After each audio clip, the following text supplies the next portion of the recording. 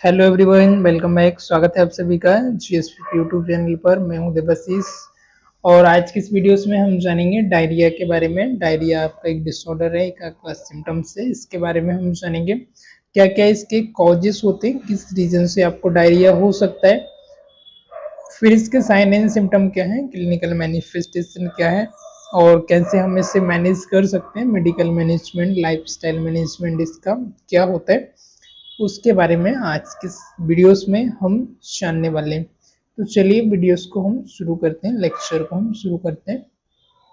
First, diarrhoea. Diarrhoea is the condition characterised by the frequent passes of loose watery stool. Okay, तो diarrhoea क्या होता है? एक condition होती है जिसमें आपको फ्रीक्वेंट, आपको बार बार लूज मोशन होता है, आपको लूज और वाटरी आपका स्टूल से पास होता है। राइट, क्या होता है आपका इसमें? डायरिया इससे कंडीशन, डायरिया का एक कंडीशन, एक सिम्टम्स है। और इसमें क्या होता है आपका? फ्रीक्वेंट पासेस ऑफ लूज और वाटरी स्टूल होता है। फ्रीक्वेंट पासेस ऑफ लूज और watery stool. It can be acute, ये आपका एक्यूट हो सकता है, lasting a few days. Acute मतलब जो कि आपका विद इन 15 डेज होता है, दिस इज एक्यूट। और क्रॉनिक भी हो सकता है, लास्ट मोर देन आपका फ्यू वीक, 21 डेज से ज़्यादा होना, 3 वीक से ज़्यादा होना, क्रॉनिक कंडीशन में भी हो सकता है। Diarrhoea can range from mild to severe and may lead to dehydration. Diarrhoea आपका माइल्ड टू सीवियर हो सकता है, मतलब आपका कम या ज़्यादा सीवियर कंडीशन भी हो सकती है। और लीड टू, इसकी वजह से आपको क्या होता है? डिहाइड्रेशन हो जाता है। राइट, आपका वाटर जो है, स्टूल है, वो बॉडी से बाहर ज़्यादा जा रहे हैं, उसका एब्जॉर्प्शन नहीं हो पा रहा, उसकी वजह से आपको डिहाइड्रेशन और मेल न्यूट्रिशन, कुपोषण होना, न्यूट्रिएंट की कमी होना, वो हो जाता है। नॉट मैनेज प्रॉपरली, यदि हम इसे प्रॉपर तरीके से मैनेज नहीं करते हैं तो। It is common symptom of various gastro intestinal disorder and infection. Okay, ये आपका एक कॉमन गैस्ट्रिक का common symptom of various GI tract की जो डिसीज होती है उसके अंदर, अलग अलग डिसीज के अंदर आपका एक कॉमन सिम्टम्स होता है। राइट, एक बार और मैं रिपीट करना चाहूंगा। डायरिया एक आपकी कंडीशन होती है, एक सिम्टम्स होता है। इसके अंदर आपका फ्रीक्वेंट आपको लूज मोशन होता है, वाटरी आपका मोशन होता है, स्टूल पास होता है। ये आपका एक्यूट हो सकता है, एक्यूट विद इन आपका 15 days, 1 week, 2 days, 5 days. Right, this is acute. और क्रॉनिक कंडीशन हो सकती है, मोर देन 3 वीक, 2 वीक से ज़्यादा होना, 21 डेज से ज़्यादा होना। आपका माइल्ड हो सकता है, सीवियर केसेस में हो सकता है, और इन सीवियर केसेस में आपको लीड करता है, इसकी वजह से आपको डिहाइड्रेशन और मेल न्यूट्रिशन, कुपोषण आपको हो जाता है यदि हम इसे प्रॉपरली मैनेज नहीं करते। ये आपकी एक कॉमन जीआई ट्रैक का सिम्टम्स होता है, अलग अलग वेरियस जीआई ट्रैक के कंडीशंस में। कॉजेस एंड रिस्क फैक्टर के बारे में हम बात करेंगे। अगला हमारे कॉजेस एंड रिस्क फैक्टर, किस रीजन से, किस रिस्क फैक्टर की वजह से हमको होता है। तो फर्स्ट आता है आपका इन्फेक्शियस एजेंट। किससे होना? Infectious agent. इन्फेक्शन की वजह से आपको हो सकता है bacterial infection, common bacteria like Escherichia coli, salmonella, shigella and campylobacter can cause diarrhoea. किस किस से हो सकता है? Common bacteria like Escherichia coli, Escherichia coli, salmonella, shigella और कैम्फाइलोबैक्टर। ठीक है, ये आपको याद होनी चाहिए। ये बैक्टीरिया की वजह से ये आपको कॉज हो सकता है। कुछ आपका वायरल की वजह से भी होता है, वायरस में आ जाता है आपका रोटा वायरस, नोरो वायरस और एडिनो वायरस। कौन कौन सा? रोटा, एडिनो और norovirus. Rotavirus, norovirus, adenovirus are the common viral cause of diarrhoea. ये आपके कॉमन कॉज होता है आपके डायरिया के लिए। कौन कौन से? रोटो वायरस, नोरो वायरस और एडिनो वायरस, ये तीनों वायरस कॉमन कॉज है आपका डायरिया का। देन नेक्स्ट आपका पैरासाइटिक इन्फेक्शन। अब कुछ पैरासाइट्स होते हैं, उनके इन्फेक्शन की वजह से भी आपको हो सकता है parasitic infection, such as giardia, lamblia, entamoeba, histolytica and crypto cryptosporidium can lead to diarrhoea. कौन कौन से, किस किस की वजह से आपको हो सकता है? Giardia lamblia, just minute, giardia lamblia, entamoeba histolytica, cryptosporidium can lead to diarrhoea, right. Then अगला आपका जो कॉजेस है वो है फूड रिलेटेड कॉजेस, मतलब कुछ ऐसा फूड होता है जिसकी वजह से, फूड पॉइजनिंग होने की वजह से, फूड इंटॉलरेंस होने की वजह से भी हमको डायरिया हो सकता है, जिसमें आपका फर्स्ट आता है फूड पॉइजनिंग में कंज्यूमिंग कंटामिनेटेड फूड और वाटर।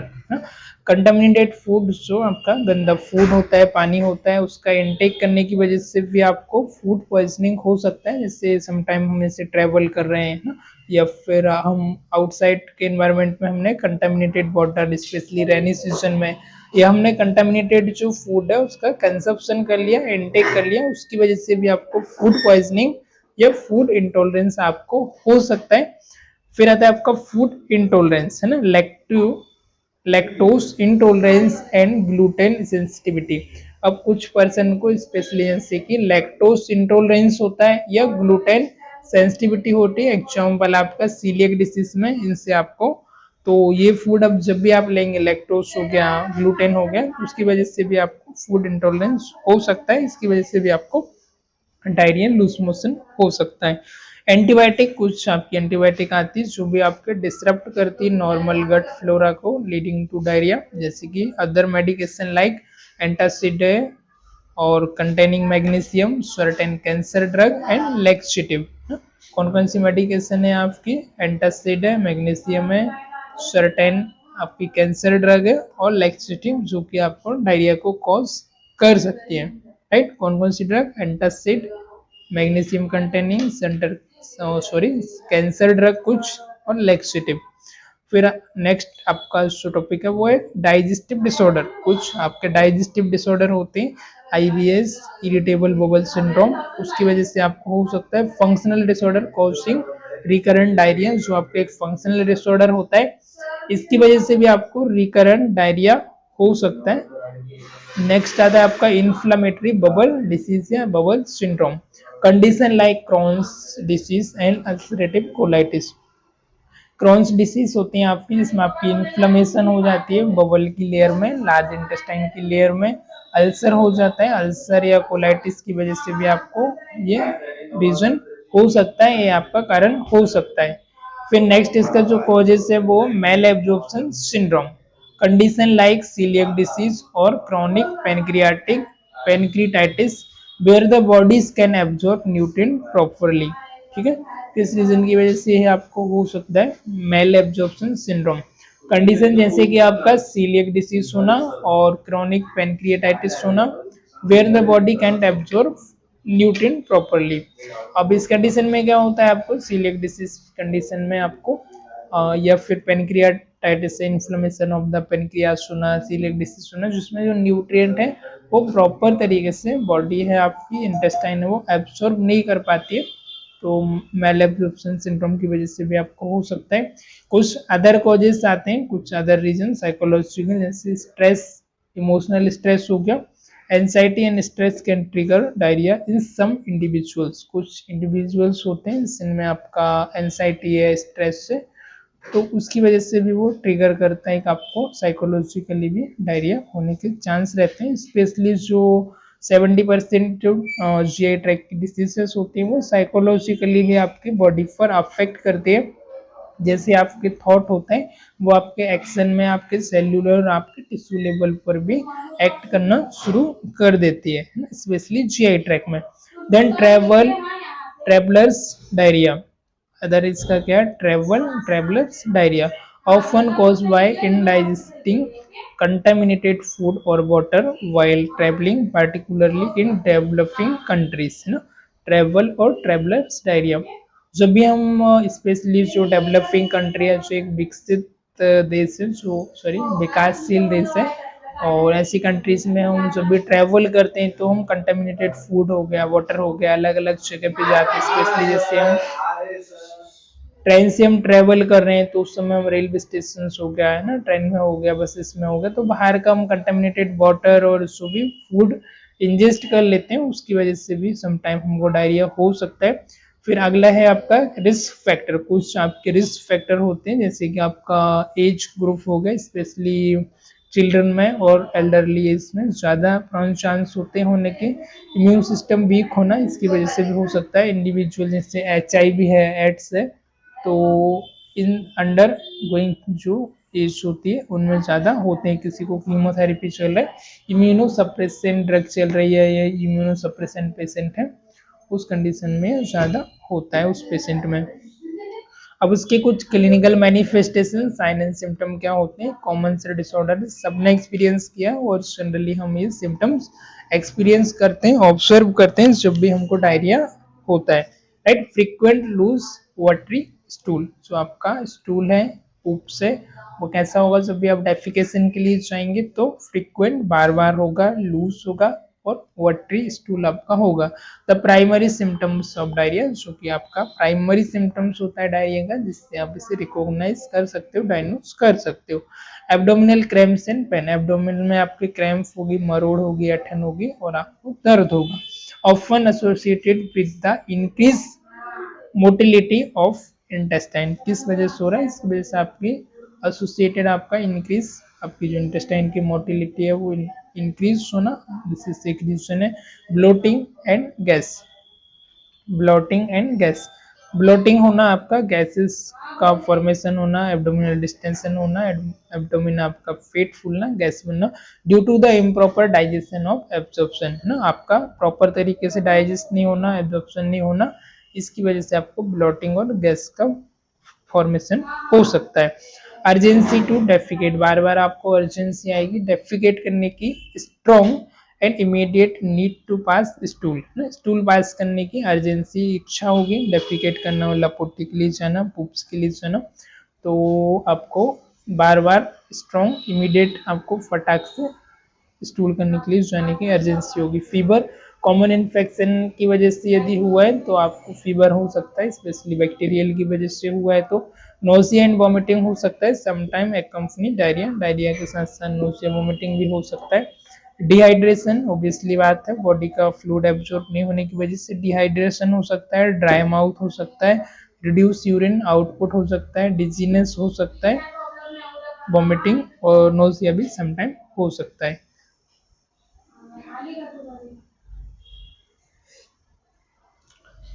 देन नेक्स्ट जो है वो है ब्लड म्यूकस इन स्टूल, आपका जो स्टूल है उसके अंदर आपका ब्लड और म्यूकस आना स्टूल में may indicate a more serious condition such as IBD, inflammatory bowel disease में आपको बैक्टीरियल इन्फेक्शन में आपके ब्लड भी आ सकता है, स्टूल के साथ साथ म्यूकस भी आ सकता है। मैनेजमेंट ऑफ डायरिया, रिहाइड्रेशन, वापस से पेशेंट आपका डिहाइड्रेट हुआ है तो आपको रिहाइड्रेशन करना होगा। ओरल रिहाइड्रेशन सॉल्यूशन ORS आप उसे प्रोवाइड कर सकते हैं, जिसमें आपका मिक्सचर्स होता है वाटर का, सॉल्ट का और मल्टीपल इसके अंदर आपके इलेक्ट्रोलाइट्स होते हैं, sugar and salt and sugar to prevent dehydration. तो नींबू पानी हो गया, नमक का पानी हो गया, शक्कर मिक्स करके भी हम ले सकते हैं होम रेमेडीज के अंदर, तो इससे भी आपका डिहाइड्रेशन प्रिवेंट होता है।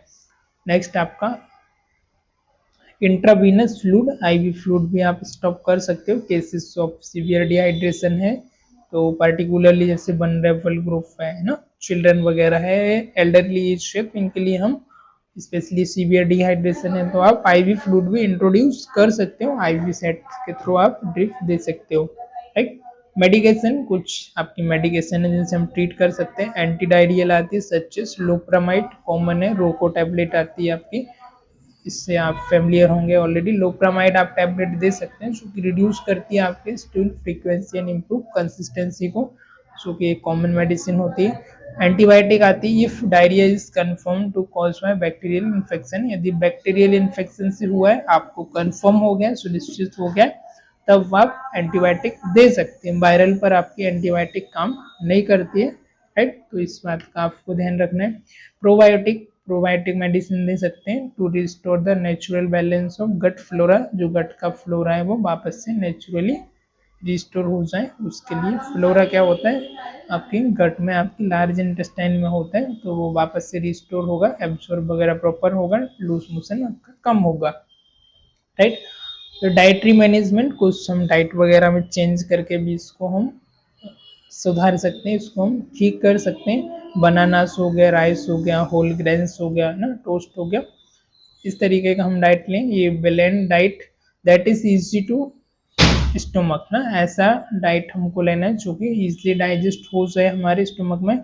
अवॉइड ऑफ डाइटरी प्रोडक्ट, जो आप सॉरी डेयरी प्रोडक्ट, जो आपके डेयरी प्रोडक्ट हैं उनको आपको अवॉइड करना है, स्पेशली इफ लैक्टोज इंटॉलरेंस की वजह से आपको हुआ है उस कंडीशन में। डेयरी प्रोडक्ट आपको दूध, मिल्क प्रोडक्ट जो भी आते हैं वीगनिज्म आपको प्रेफर करना है।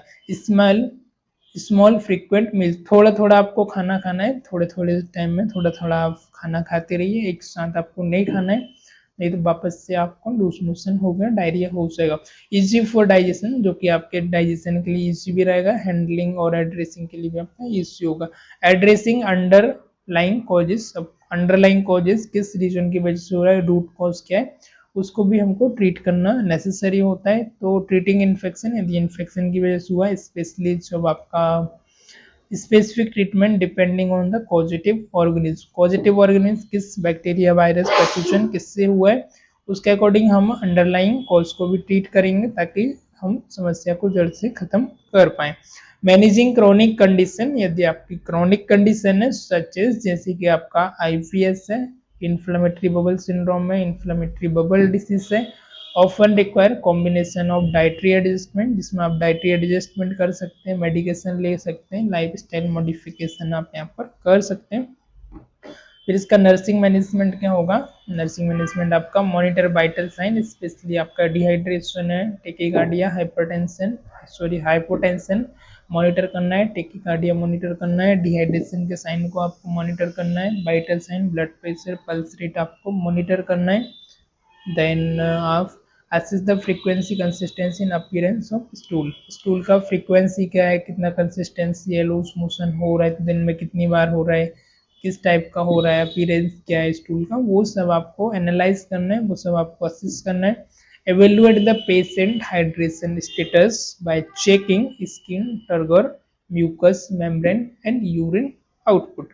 ओके, इवेल्युएट करना है पेशेंट के हाइड्रेशन स्टेटस को, कितना पेशेंट हाइड्रेट है, डिहाइड्रेट है, अंडर हाइड्रेट है, स्किन का टर्गोसिटी कैसा है, म्यूकस मेम्ब्रेन उसकी किस तरीके से है, ड्राई है, यूरिन आउटपुट वगैरह कैसा है, वो आपको सब कंप्लीटली असेसमेंट करना है, history collection and physical examination.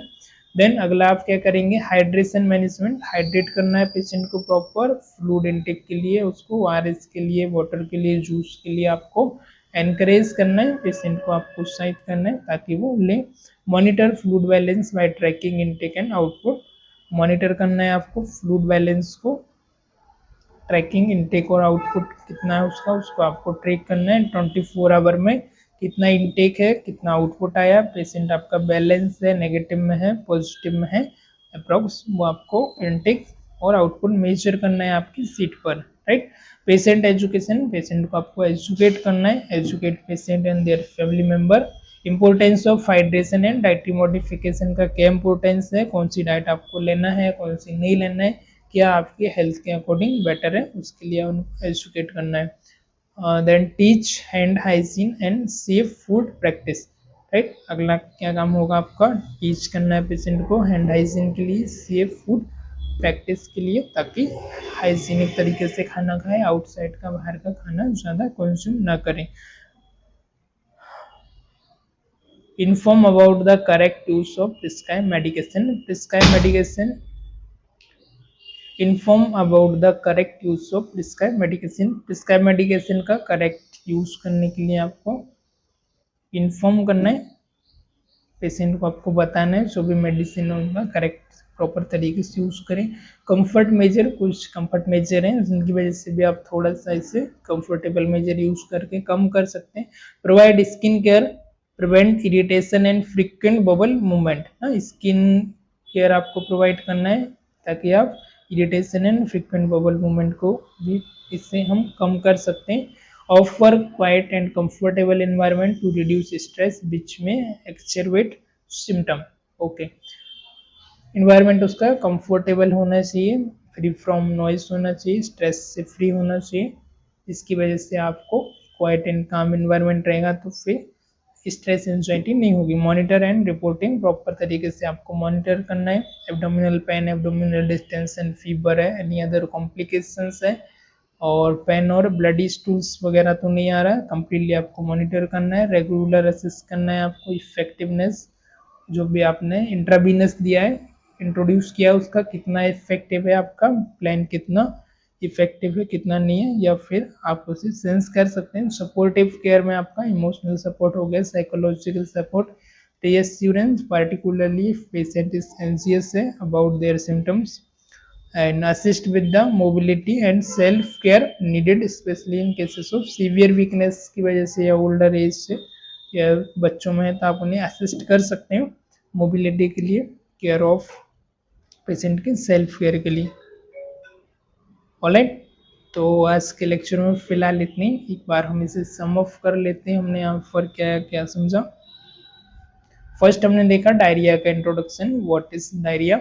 Then diarrhoea से आपका फ्रिक्वेंट और लूज मोशन होना, आपको वाटरी स्टूल होना, और ये आपका सीवियर हो सकता है और आपका मॉडरेट या माइल्ड केसेस भी आपका हो सकता है, क्रॉनिक और आपका एक्यूट केस भी हो सकता है, जिसमें आपका फ्रीक्वेंट आपका बबल मूवमेंट होना, बार बार फ्रीक्वेंटली आपको मोशन होना, दिस इज आपका लूज मोशन होना। और कॉजेस हैं इसके बैक्टीरियल, कुछ आपको बैक्टीरिया से हो सकता है, वायरस की वजह से हो सकता है, पैरासाइट की वजह से हो सकता है, फूड रिलेटेड में फूड पॉइजनिंग, फूड इंटॉलरेंस, कुछ मेडिकेशन की वजह से हो सकता है, कुछ एसोसिएटेड डिसऑर्डर हैं जिनकी वजह से हो सकता है, आईबीएस होना, आईबीडी होना, इसकी वजह से हो सकता है, मेल एब्जॉर्प्शन सिंड्रोम की वजह से भी हो सकता है। अदर कॉजेस में इमोशनल हो गया, साइकोलॉजिकल, ट्रैवलर की वजह से हो सकता है। रिस्क में एज है, weakened immune system, environmental factor, clinical में आपका मैनिफेस्टेशन में frequent loose watery stool and abdominal cramp and pains होना, ब्लॉटिंग एंड गैसेस होना, urgency to defecate frequently, urgency होना, फीवर होना, नोसिया वॉमिटिंग होना सीवियर केस में, देन डिहाइड्रेशन एंड ब्लड और म्यूकस इन स्टूल, स्टूल में आपका ब्लड एंड म्यूकस होना, management rehydration, antidiarrhoeal, antibiotic, probiotic और डाइटरी मैनेजमेंट,